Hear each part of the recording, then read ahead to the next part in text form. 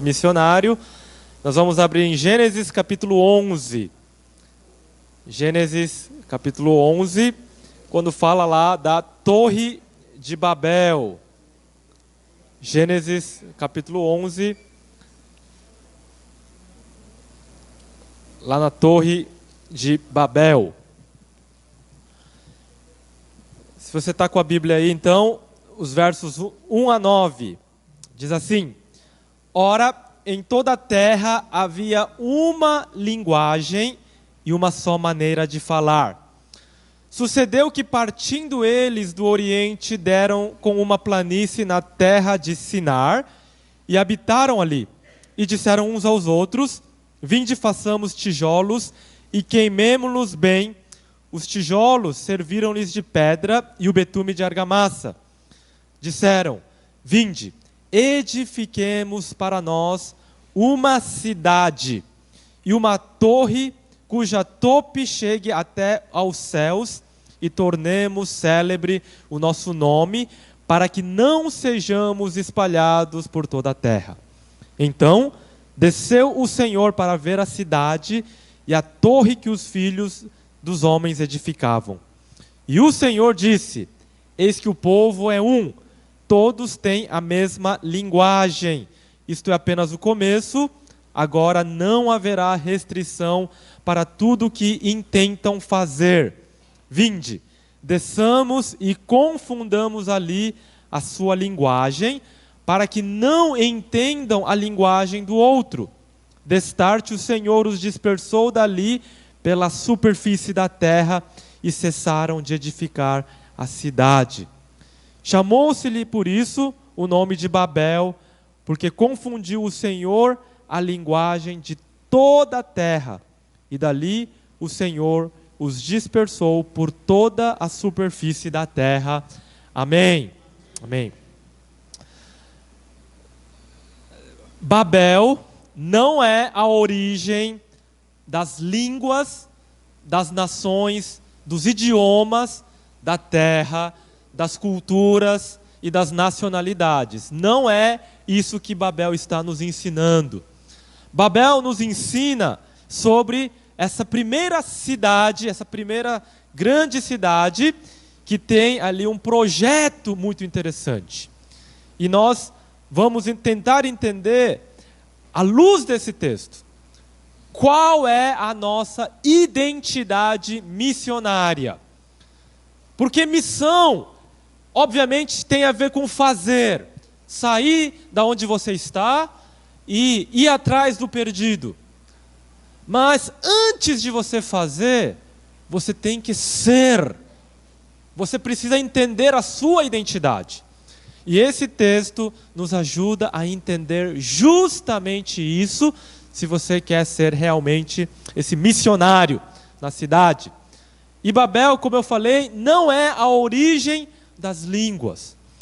Babel, essa torre de Babel, os especialistas vão dizer que ela foi construída por volta de 3.500 anos antes de Cristo.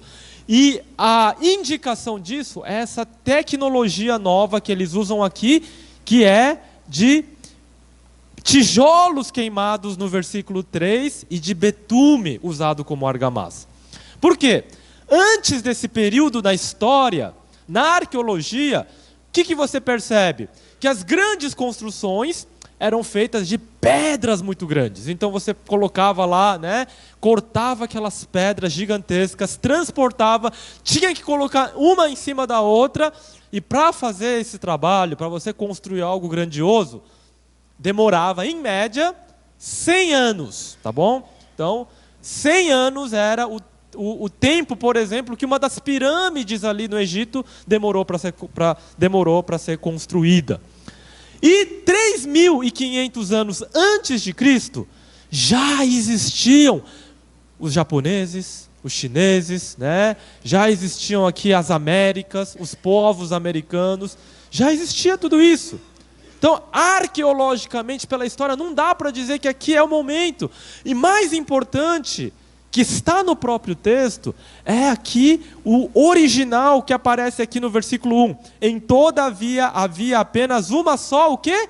linguagem e não língua. Linguagem e não língua.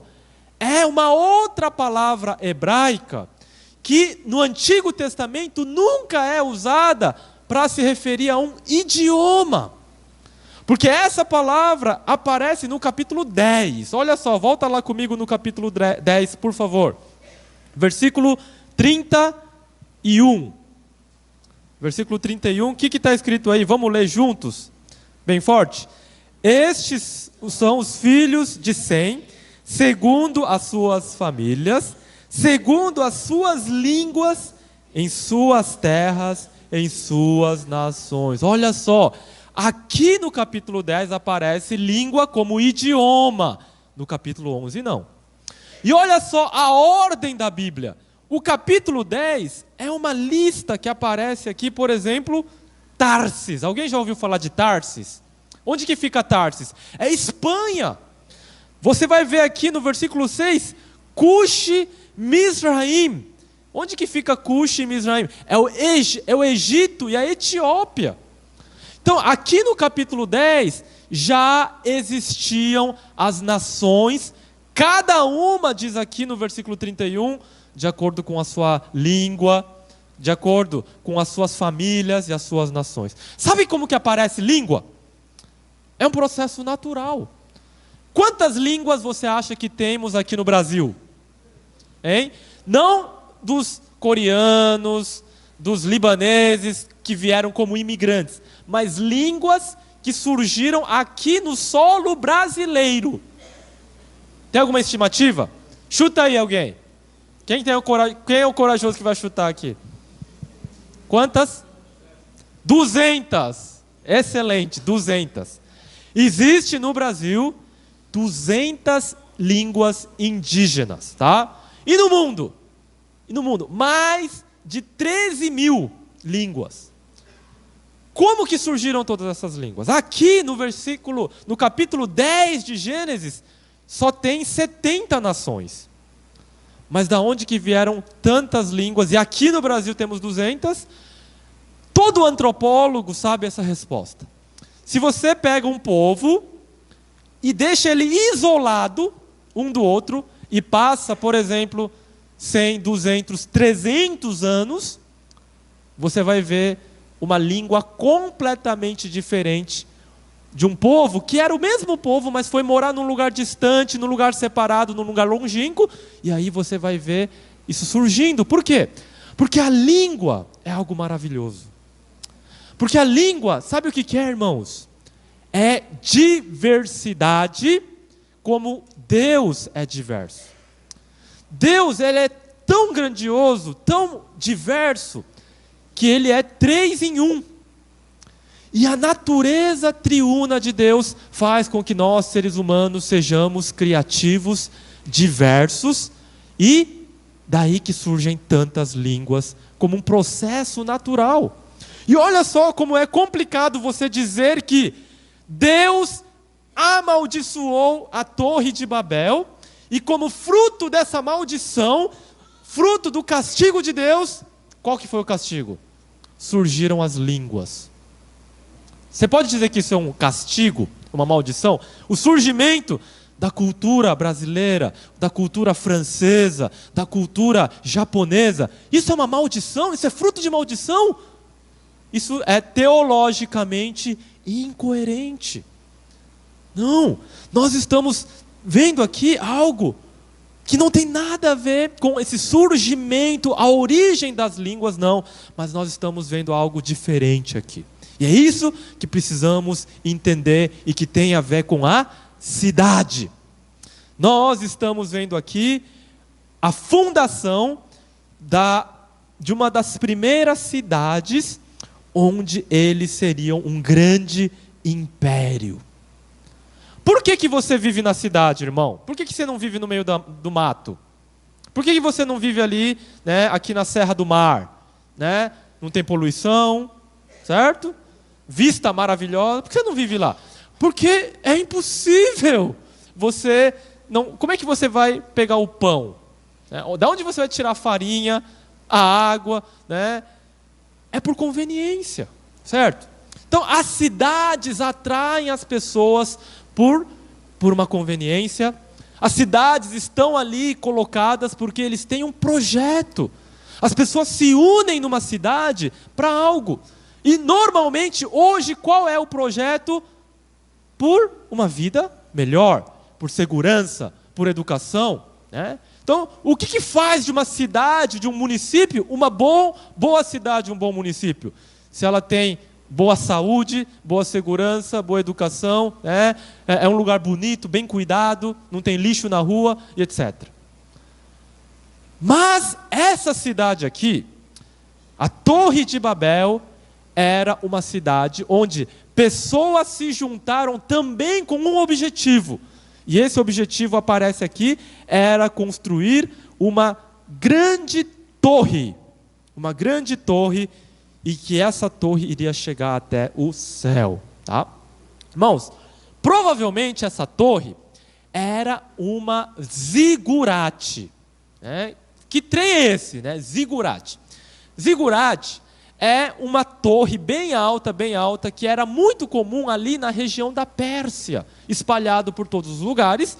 E nas escavações arqueológicas, você vai ver, sem exceção, todas as cidades antigas construídas como as casinhas, né, ao redor dessa grande torre. Né? E essa torre era o quê? Funcionava, por exemplo, como a igreja católica na praça central, nas cidadezinhas do interior funcionavam? Também. Mas além disso, a torre funcionava como uma antena de celular. Você vive sem antena de celular? Irmãos? O que valoriza um bairro? Se o sinal do celular também está bom, não é assim? A torre aqui, na cosmovisão, na mentalidade religiosa dos povos antigos, funcionava também, além de um templo religioso, como um lugar onde eles captavam a energia vital dos deuses. Né? Então, quanto mais alto a torre, mais energia eles captavam ali, a fertilidade, né? Em outras palavras, dos deuses. E essa fertilidade, então, captada na torre, era espalhada ao redor aos moradores que viviam naquela torre, ao redor daquela torre. Funciona ou não como antena de celular? Parecido, né? Por quê? Olha só que interessante. Na mentalidade dos povos antigos, os deuses, né, quando eles, né, tinham as relações íntimas entre eles, causavam aqui na terra boas colheitas e também os animais, né, ficavam prenhos. Então era fundamental para o entendimento deles que o deus Baal, a deusa Astarote e tantos outros deuses ali do panteão antigo tivessem isso para que essa energia da fertilidade, a energia vital fosse espalhada ali, e a torre era fundamental para captar isso. Bom, com essa nova tecnologia, eles iriam construir uma torre rapidamente, em poucos anos, e terminada essa grande torre, ela atrairia todo tipo de pessoa. E a chave para entender que tipo de pessoa seria atraída aqui por essa torre é no versículo 4, essa frase que diz assim: tornemos célebre o nosso o quê? Nome. Tornemos célebre o nosso nome. O que será que eles queriam? Será que eles queriam o prêmio de construtores do ano? Ficar famosos, o nome famoso? Não, não era isso. Se você voltar lá para Gênesis capítulo 10, os gigantes ali, né, os homens valentes ali, eles eram homens famosos na antiguidade. Ou seja, famosos pela violência, pela guerra, pela crueldade.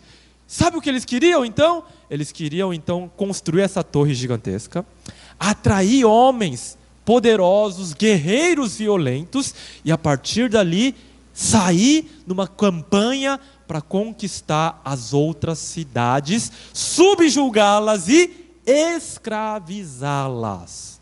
Esse era o projeto da cidade chamada Babel. Babel. Era se tornar um grande senão o primeiro grande império na terra. Irmãos, existem dois tipos de império, tá? Tem um império um pouquinho mais inteligente, mais sábio, e tem um império sem noção. O império mais sábio é, por exemplo, como o Império Persa, o Império Romano, que permitiram que os povos conquistados tivessem a sua própria língua, a sua própria cultura, tivessem a sua própria religião. Então, eles tiveram, por causa disso, uma longevidade muito maior do que aqueles impérios sem noção. Por exemplo, Babilônia, o império da Alemanha, né, na Segunda Guerra Mundial, o império nazista, que falavam o quê? A nossa cultura é superior, a nossa raça é superior, e por isso nós temos o direito de conquistar, subjugar, fazer até mesmo a limpeza étnica e impor a nossa religião em cima das culturas inferiores. Sem noção, né? Sem noção. Quando a Babilônia chega, conquista Israel, o que ele faz com Daniel? Arranca o nome Daniel, a identidade dele. Ele não pode mais servir a Deus, né? Ai dele se ele orasse ao Deus de Israel, certo? Os amigos dele foram levados lá para o fogo da fogueira, tá?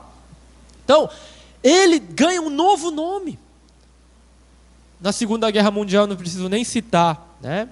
Mas olha só que coisa incrível aconteceu nas Olimpíadas lá de Berlim, lá em Munique também, né? Não sei se é Berlim ou Munique, uma das Olimpíadas ali que teve antes da Segunda Guerra Mundial.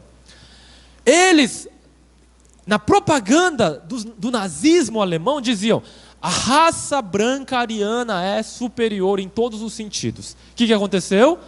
Um americano negro, lá do estado do Alabama, do sul dos Estados Unidos, ganha simplesmente 4 medalhas de ouro.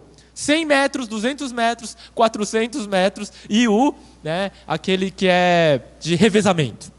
4 medalhas de ouro e lava, né, essa mentira descarada e humilha essa campanha gloriosa.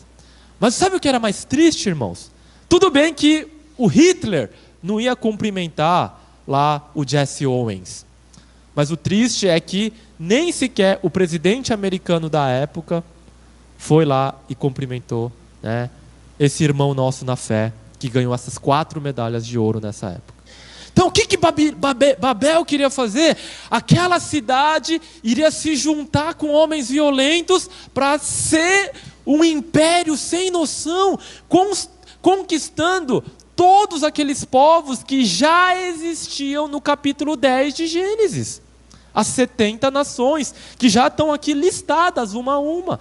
Quando Noé e os seus filhos, então, saem da arca, eles começam a se multiplicar, a se procriar, eles começam a habitar, se espalhar por todos os lugares, e com o passar de muitos séculos, surgem todas essas nações, essas culturas. E Babel, então, queria, conquistar.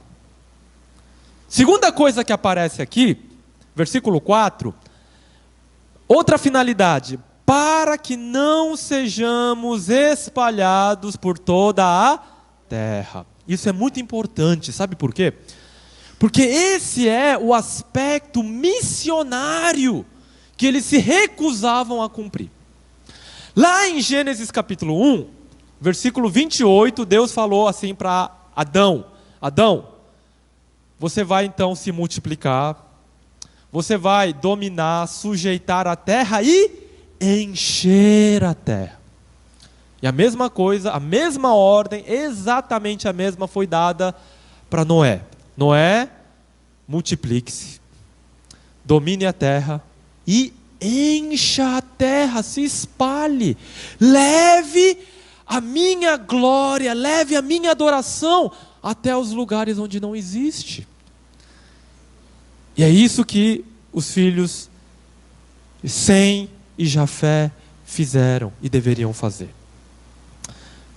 A Torre de Babel estava indo contrária a essa direção. Era uma revolta contra Deus, porque era uma revolta, uma recusa em fazer missões, em sair, em ir, em se espalhar. Eles não queriam sair, eles não queriam se espalhar, eles queriam ficar o quê?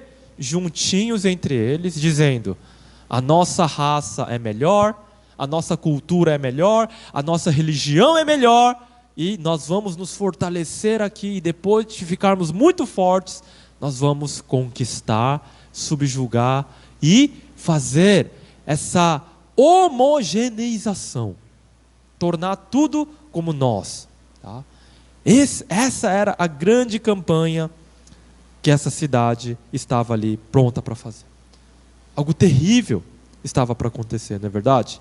Vejam só o que diz o versículo 6. Eis que o povo, né, é um. Todos têm a mesma linguagem. Isto é apenas o começo. Agora não haverá restrição para tudo o que intentam fazer. Sabe uma coisa triste para nós, crentes, irmãos? A Bíblia fala que quando nós, irmãos em Cristo, formos um, o mundo verá que eles são de Deus. Tá? A unidade cristã faria com que o mundo visse isso. Mas sabe onde você percebe maior unidade? É entre a bandidagem. A camaradagem que existe dentro do PCC, dentro do Comando Vermelho, é de dar inveja à igreja. Sabiam disso? Eles não se entregam, eles vão morrer ali pelo seu líder. Há uma unidade ali, e é dessa unidade que a Bíblia está falando. O povo é um, todos têm a mesma linguagem. O que é essa linguagem, então, afinal de contas? Linguagem é o propósito do coração que eles tinham. A Bíblia, essa palavra no original, significa a linguagem dos sábios e a linguagem dos tolos, a linguagem dos ímpios, a linguagem, né, dos santos. Então, essa é a palavra usada nos provérbios e nos salmos para qualificar o tipo de palavra que sai da boca daquelas pessoas. E a palavra que eles proferiam fazia com que eles se tornassem um. E que tipo de palavra seria essa? Eram palavras de violência, eram palavras obscenas, mas uma linguagem que dava a eles uma unidade nesse propósito. E que propósito era esse? Não haverá restrição para o que eles intentam fazer. Já pensou, irmãos? Homens violentos, que não têm medo, restrição, não tem uma coleira para segurá-los. O que seria então do mundo se Deus não interferisse? Ia virar Brasília, não é verdade? Tá? Então, era fundamental que Deus agisse. Sabe por quê? Caso Deus não interferisse aqui, essa grande cidade chamada Babel iria se tornar poderosa, e essa cidade iria então espalhar o terror, o medo, a violência, a imoralidade, e o mundo seria rapidamente entrar em um estado de degradação tamanha que Deus teria que julgar a terra novamente. Não haveria mais justo na terra. Deus não mandaria mais água, porque Ele prometeu, né? Mas Ele mandaria o quê?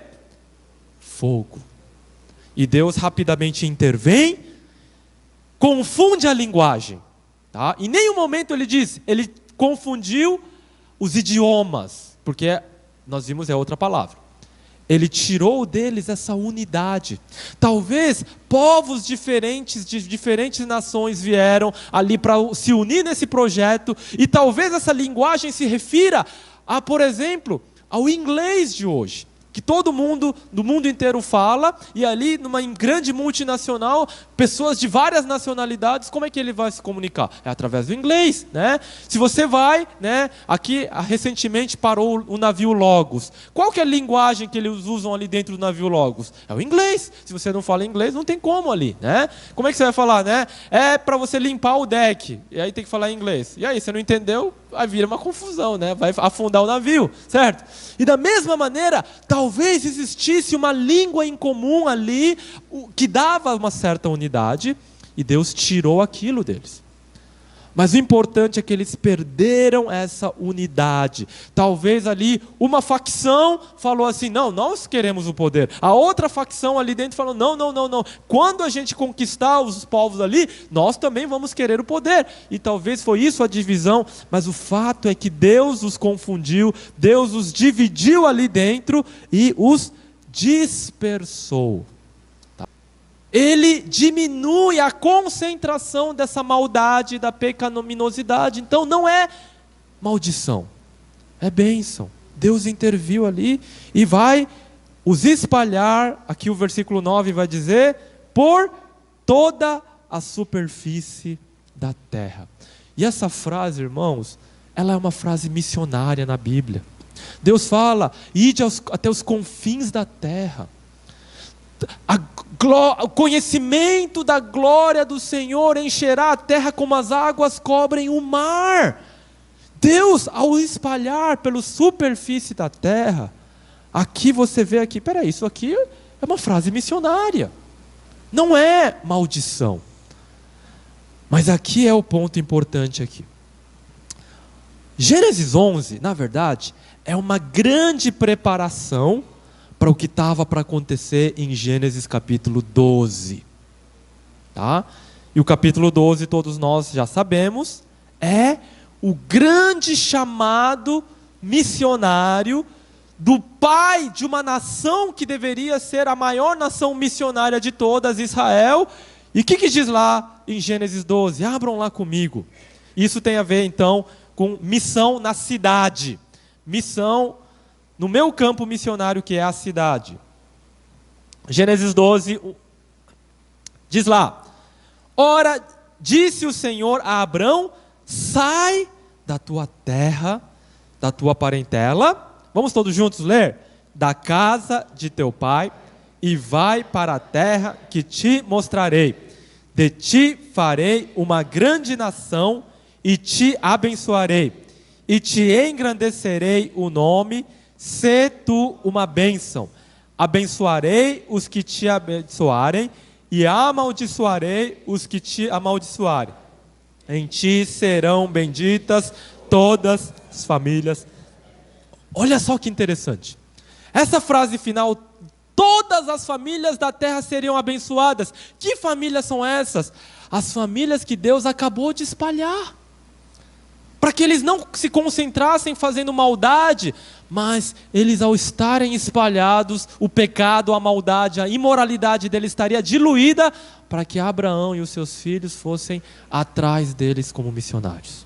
Eles abençoariam ali todas as famílias da terra. Mas para isso acontecer, era necessário uma condição, uma obediência fundamental, que no versículo 1 diz assim, sai. Abraão, sai. E isso é fundamental para mim e para você que moramos na cidade. No interior, todo mundo conhece todo mundo, os vizinhos, etc. Mas quando a gente mora na cidade, mal a gente conhece o vizinho que mora no outro apartamento, no apartamento da frente.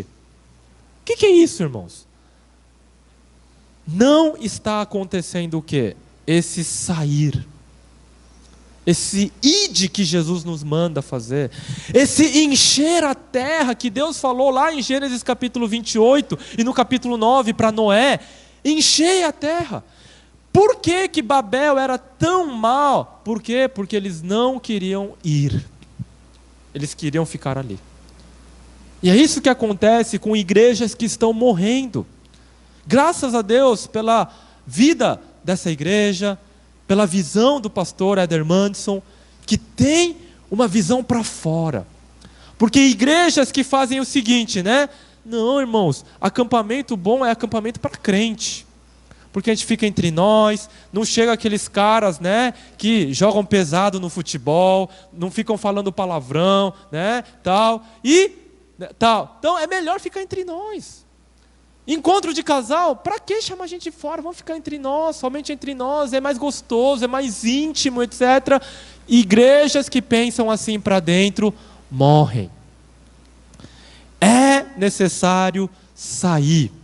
E esse sair, o id que Jesus nos dá, ele pode ser assim, tão simples. Hoje em dia, a gente pega muito Uber, né? Com essa questão do Uber, o pessoal está usando muito. Eu não usava, eu pegava muito ônibus, metrô, agora uso bastante Uber. E isso abre uma oportunidade gigantesca. Eu posso sentar, ficar no meu celular, tchau, boa tarde, ir embora. Ou colocar o celular no bolso e sair até ele, ir até ele. O cruzar aqui é apenas de poucos centímetros de eu abrir a minha boca, puxar uma conversa com a intenção de falar de Jesus para ele. Perguntar da família dele. Falar da graça de Jesus e não da religiosidade. Falar da salvação pela graça e não da salvação das obras. Quando você explica esses conceitos, quando você fala de Jesus para ele, você está fazendo o quê? Você está saindo e indo até ele. O sair, alguns vão receber o chamado missionário, né? Como o Paulo, que é dessa igreja, que está lá em Guiné-Bissau, que foi meu colega de seminário, que teve o chamado de sair e ir até uma outra nação em outro país. Mas todo crente recebe esse chamado de sair, ir até o vizinho, ir até os seus parentes. E isso é a diferença fundamental entre Babel e Abraão.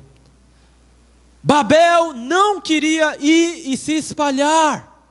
Babel não queria dar glórias a Deus, ao nome de Deus, mas queria a glória para si, o seu nome, a sua fama. Não queriam glorificar a Deus. Mas aqui vem outro ponto fundamental de diferença no versículo 2. Vejam só esse pequeno detalhe. De ti farei uma grande o quê? Nação. Uau! Esse conceito de nação, irmãos, é fundamental. É a coisa mais importante dessa noite. Se você dormiu até agora, tá? Dá um tapa assim, ó, né? Porque isso aqui é o que você tem que gravar. Se a Torre de Babel era um projeto de império, Israel deveria ser uma grande nação. Império, nação, império, nação, império, nação. Qual que é a diferença? Império são pessoas que se juntam, constroem uma cidade para quê? Para tirar vantagem, para ficar mais rica, mais poderosa, para conquistar. Não importa a felicidade alheia, não importa os outros, o que importa é eu. A minha conta bancária, a minha vida, a minha felicidade, o meu projeto, o meu poder. Isso é império. Grande nação é o quê? É uma nação abençoada. Um povo que se junta num lugar para quê? Para se fortalecer e a partir dali sair para abençoar. Essa é a grande diferença entre império e nação. Quando a cidade do Guarujá, esse bairro, que tem tantas igrejas, essa é a Avenida dos Crentes, né? Pelo visto. Né? Tem louvor de tudo quanto é tipo, né? Tem de tudo. Mas e se essa cidade se unisse para abençoar as demais cidades? Né? Que bênção seria? Formar uma grande nação, em primeiro lugar, é o projeto de Deus. Deus te colocou na cidade com internet rápida, com padaria na esquina, com supermercado, com saneamento básico, com todas essas benfeitorias e comodidades, não para que você simplesmente tenha uma vida melhor, mas para que você não perca tempo em precisar plantar, colher, moer a sua farinha, assar o seu pão, etc. Por quê? Para você fazer uma coisa mais importante: ser um missionário. Deus te colocou na cidade com todas essas comodidades para que você conheça outras pessoas que têm o mesmo projeto e juntos possam se unir para construir essa grande nação e abençoar os demais. E quando isso acontecer, irmãos, eu e você seremos missionários para a nossa cidade, para a nossa realidade, né? É preciso essa noção de grande nação. Eu queria terminar com uma breve ilustração. A Inglaterra viveu essa realidade. Quando a Inglaterra, no século 18 e 19, era a nação mais poderosa da terra, sabe qual que era o título da Inglaterra? Era o Império Britânico. Era o Império Britânico. E no Império da Rainha, o sol jamais se punha, porque eles tinham colônias desde a Ásia até aqui as Américas. Mas um dia, depois de 100 anos, 150 anos, 200 anos em alguns casos, não, 200 é muito, 100 anos, 150 no máximo. Essas colônias que foram conquistadas pelas tropas britânicas, tá? Pela superioridade da artilharia e dos exércitos britânicos, essas colônias, chegou o momento de ter a independência delas. Umas, como os Estados Unidos, conseguiram pela guerra, a força, mas outras eram mais fraquinhas. E essas nações, então, conquistadas na Ásia, na África e em outros vários lugares do mundo, estavam para, então, ter a sua independência. E a Inglaterra chegou e falou: olha, vocês podem ficar à vontade, vocês estão livres, né? Mas sabe o que aconteceu? Eles falaram: não, vai embora não. Vai embora não. Fica. É o caso de Hong Kong. O pessoal está fazendo aqueles protestos porque não quer a China, quer o quê? A Inglaterra. O que tinha acontecido, irmãos? Em cada navio mercante inglês tinha um missionário. E esses missionários levaram escolas, hospitais, uma mentalidade nova, influenciaram as elites, os filhos dessas elites, que tiveram uma visão completamente diferente do mundo, e ali fizeram uma parceria. E agora, o Império Britânico não mais tinha esse nome, vocês sabiam disso? Eles vão ganhar outro nome. As nações ali que formam a Índia, o Sri Lanka, a África do Sul, a Austrália, todos aqueles países, eles têm lá as Olimpíadas deles, né? Sabe qual que é o esporte mais popular entre esses países que tem o campeonato mundial? É o cricket. É o cricket. É o nosso taco, tá? É o nosso taco. Então, essas nações vão formar a Liga das Nações que têm as riquezas em comum. Em inglês, Commonwealth Nations, as nações das riquezas em comum. Uau! Império se tornou uma grande nação. Por quê? Porque ela começou a abençoar. Irmãos, sonhem grande. Quando essa igreja começa a sonhar, você vai ver que esse sonho é grande demais para essa igreja. Aí Deus vai abrir a porta para unir-se com outras igrejas que têm a mesma proposta. Aí a cidade vai começar a mudar. Aí o prefeito vai começar a se interessar. Aí, né, os empresários. E aí pode começar uma grande coisa e pode mudar o Guarujá profundamente. E Guarujá pode ser um modelo abençoado pelo Evangelho. E isso pode abençoar outras cidades do Brasil e do mundo. Sonhem grande. Porque Deus falou para Abraão: de ti farei uma grande nação. O mesmo mesmo Espírito Santo que habita em Abraão, habita em vocês. O mesmo Deus poderoso que esteve com Abraão, está com vocês. Ele é poderoso. Se você entende a sua missão nessa cidade, Guarujá vai ser abençoada pela minha vida e por outros irmãos que se juntam para fazer isso, esse grande projeto. Meus irmãos, não há limites para o que Deus pode e vai fazer.